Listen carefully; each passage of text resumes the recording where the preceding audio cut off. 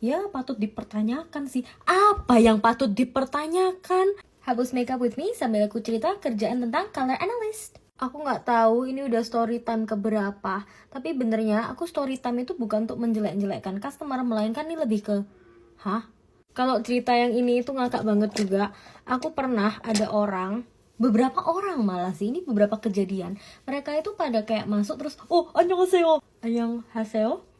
Bingung aja kayak I was caught off guard ya kan. Terus banyak yang tanya, oh ini bukan orang Korea ya? Terus aku bilang, bukan. Terus akhirnya pada tanya kayak, oh terus kamu orang apa? Aku bilang, Cina gitu kan. Terus kayak, oh what's wrong? What's wrong? What's wrong man? What's wrong?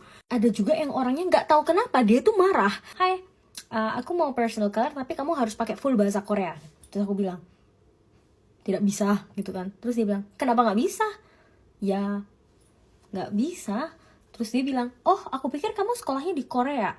Terus aku bilang gini loh, kalian bisa ngomong bahasa Inggris terus disuruh presentasi formal pakai bahasa Inggris.